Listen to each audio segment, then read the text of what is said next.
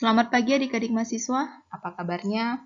Kakak berharap adik-adik mahasiswa masih dalam keadaan sehat dan masih tetap semangat untuk melanjutkan perkuliahan kita pada pagi hari ini.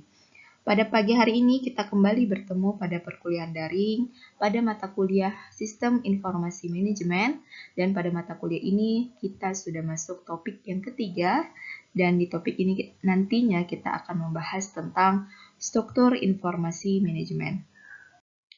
Ada beberapa subtopik yang harus adik-adik mahasiswa pahami untuk topik yang ketiga ini. Yang pertama adalah struktur konseptual, yang kedua struktur fisik, yang ketiga struktur sistem informasi manajemen berdasarkan fungsi organisasi, yang keempat struktur sistem informasi manajemen berdasarkan kegiatan manajemen, dan yang kelima konsep struktur pasar. Kita masuk pada subtopik yang pertama, yaitu struktur konseptual. Secara konseptual, sistem informasi manajemen didefinisikan sebagai suatu gabungan subsistem fungsional yang masing-masing dibagi ke dalam 4 seksi. Yang pertama adalah struktur transaksi, yang ketiga dukungan sistem operasi, yang ketiga dukungan pengendalian manajerial sistem informasi, dan yang keempat dukungan perencanaan strategi.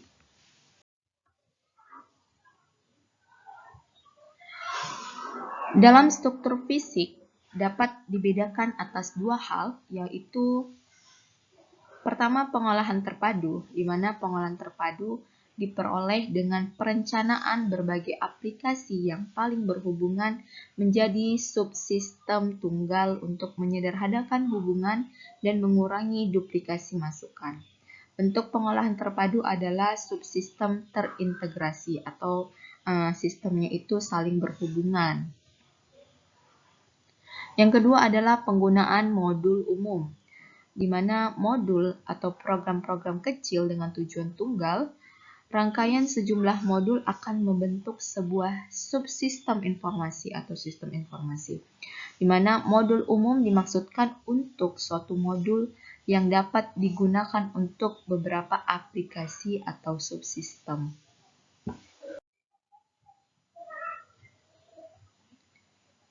Lalu ada struktur sistem informasi manajemen ini dibagi atas beberapa hal. Yang pertama ada struktur sistem informasi itu berdasarkan fungsi organisasi, di mana di dalam struktur ini secara berdasarkan fungsi organisasi itu dibagi lagi menjadi beberapa hal. Yang pertama adalah subsistem pemasaran, di mana fungsi bagian pemasaran berkaitan dengan semua kegiatan promis dan penjualan produk atau jasa. Yang kedua adalah pengendalian operasional, yang itu merupakan pencarian dan penelitian tenaga kerja, penjadwalan penjualan dan promis harian, serta status pengiriman barang. Yang ketiga adalah pengendalian manajerial. Adalah suatu rencana pemasaran untuk mengolah informasi mengenai pelanggan, persaingan, produk pesaing, dan kebutuhan tenaga penjualan. Yang keempat adalah perencanaan strategi, adalah perencanaan yang berhubungan dengan pasar dan pemasaran baru. Informasi yang dibutuhkan meliputi analisis pelanggan, analisis pesaing, tren, informasi penyelidikan konsumen, proyeksi pendapatan, dan proyeksi demografi. Jadi, keempat ini adalah bentuk dari struktur SIM berdasarkan fungsi organisasi. Lalu, ada konsep struktur pasar, di mana konsep struktur pasar ini dibagi menjadi beberapa. Yang pertama adalah struktur informasi formal, yaitu struktur yang dioperasikan oleh orang yang diberi wewenang untuk memperoleh informasi tersebut, tidak terikat dengan individu karena merupakan sistem informasi yang dijalankan oleh organisasi. Yang kedua adalah sistem informasi informal atau sistem informasi tidak terstruktur, yaitu melayani semua orang dalam organisasi. Jangkauannya sangat luas dan merupakan pendukung sistem informasi formal, misalnya pembicaraan telepon dengan penjual, pembicaraan tidak resmi yang lainnya, dan hal-hal lainnya.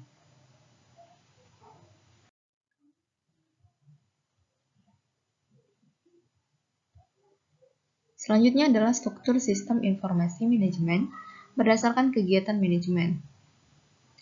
Di dalam struktur sistem informasi manajemen ini, dalam kegiatan manajemen ini ada 4 hal-hal yang perlu diperhatikan, 4 hal yang saling penting. Yang pertama adalah hierarki aktivitas manajemen, yang kedua adalah sistem informasi untuk perencanaan strategi, yang ketiga adalah sistem informasi untuk pengendalian manajemen, dan yang keempat adalah sistem informasi untuk pengendalian operasional. Yang pertama adalah hierarki aktivitas manajemen, di mana dalam hierarki aktivitas manajemen ini dibagi atas 3 hal berdasarkan levelnya. Pertama, pada level perencanaan strategi yang akan dilihat di sini atau bagaimana cara menentukan kegiatan manajemennya, yaitu pertama menentukan tujuan organisasi, yang kedua mendefinisikan sasaran, yang ketiga kebijakan pedoman umum dan penentuan arah organisasi. Di mana ketika melakukan perencanaan, maka kegiatan manajemen yang harus dilakukan adalah tentukan dulu tujuan dari suatu organisasi itu dibentuk. Lalu setelah tujuannya dibentuk, cari bagaimana cara mencapai tujuan tersebut dengan menentukan sasaran-sasaran. Lalu buatlah kebijakan dalam melaksanakan atau merealisasikan tujuan tersebut sehingga tujuan tersebut dapat tercapai oleh suatu organisasi tersebut. Lalu setelah dilakukan perencanaan, maka dilakukan pengendalian manajemen dan perencanaan taktis, di mana hal yang dilakukan di pengendalian manajemen dan perencanaan taktis ini yang pertama adalah perolehan sumber daya, cari sumber daya, di mana apa yang menjadi sumber daya yang harus dibutuhkan dalam suatu organisasi, apakah itu sumber daya manusianya, sumber daya alamnya, atau sumber daya dari modalnya. Yang kedua adalah taktik perolehan lokasi, pabrik, produk baru, penggunaan, dan pengendalian anggaran.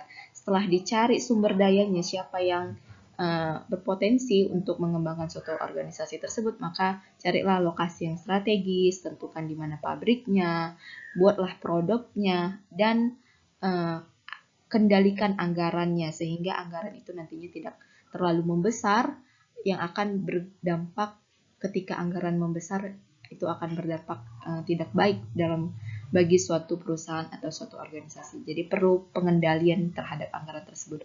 Lalu setelah dilakukan pengendalian manajemen, tahap ketiga atau level ketiga adalah perencanaan dan pengendalian operasional, di mana dalam perencanaan dan pengendalian operasional itu hal yang perlu diperhatikan adalah pendayagunaan fasilitas dan sumber daya yang dimiliki untuk melaksanakan tugas. Jadi ketika sudah dapat tujuan, ketika sudah dapat sasaran, ketika sudah membuat suatu kebijakan, sudah mencari sumber daya alam, sumber daya yang dibutuhkan dalam suatu organisasi, ketika sudah menemukan lokasi terhadap perusahaan atau organisasi itu dibentuk, dan menentukan pula di mana pabrik, apa produknya, dan dapat mengendalikan anggaran, maka yang terakhir yaitu dengan memanfaatkan semua yang ada, memanfaatkan semua sumber daya yang ada sehingga tujuan tadi dapat tercapai kembali.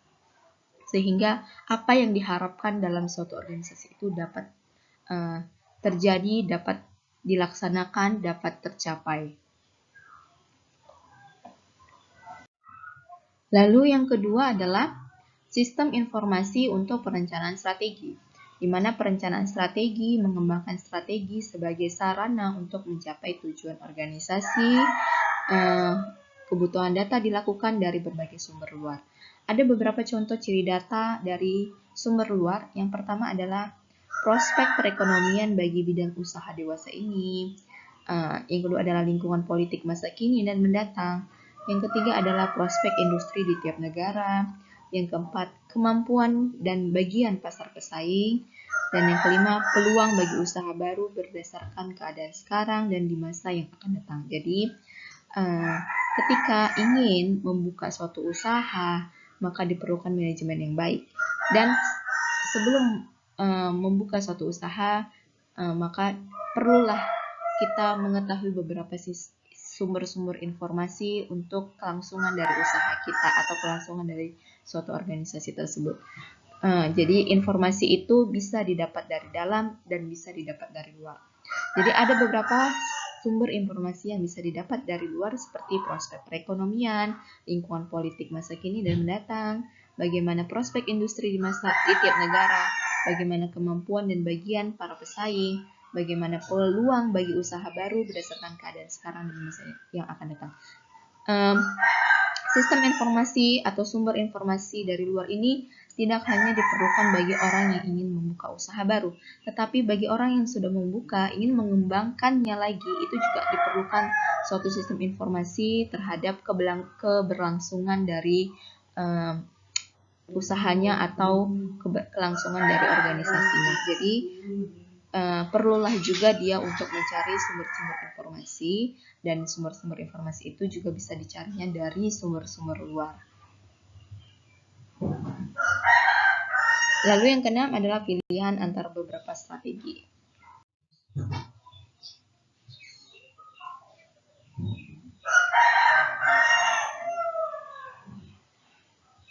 Lalu yang ketiga adalah sistem informasi untuk pengendalian manajemen. Ada syarat-syarat pengolahan untuk mendukung kegiatan pengendalian manajemen. Yang pertama, model perencanaan anggaran untuk membantu manajemen dalam mempersiapkan dan mengoreksi rencana dari anggaran. Yang kedua, program pelaporan perbedaan untuk mengolah laporan periodik yang menunjukkan perbedaan dari prestasi dengan yang direncanakan. Yang ketiga adalah model keputusan untuk menganalisis situasi masalah dan menyediakan pemecahan yang mungkin bagi evaluasi manajemen. Dan yang keempat adalah model pertanyaan untuk membantu dalam menanggapi suatu pertanyaan. Lalu yang keempat adalah sistem informasi untuk pengendalian operasional, di mana proses yang mendukung pengendalian operasional ini yang pertama adalah pengolahan transaksi, yang kedua pengolahan laporan, dan yang ketiga adalah pengolahan pertanyaan. Jadi ketiga pengolahan ini merupakan bentuk dari sistem informasi untuk pengendalian operasional. Demikian paparan saya tentang topik yang ketiga ini. Adapun untuk melengkapi pertemuan kita pada pagi hari ini, ada beberapa tugas-tugas yang harus adik-adik mahasiswa kerjakan. Yang pertama, jelaskan tentang struktur fisik. Yang kedua, jelaskan tentang struktur pasar. Dan yang ketiga, jelaskan tentang hierarki aktivitas manajemen. Ketiga tugas ini harus adik-adik mahasiswa kerjakan di buku tugas kalian, lalu kalian kirim ke PGC. Dan nantinya akan saya nilai dan saya kirimkan kembali nilai yang telah saya berikan ke GC kalian masing-masing. Demikian pertemuan kita pada pagi hari ini. Kakak berharap adik-adik mahasiswa tetap semangat dan tetap menjaga kesehatan kalian. Dan kakak ucapkan selamat pagi.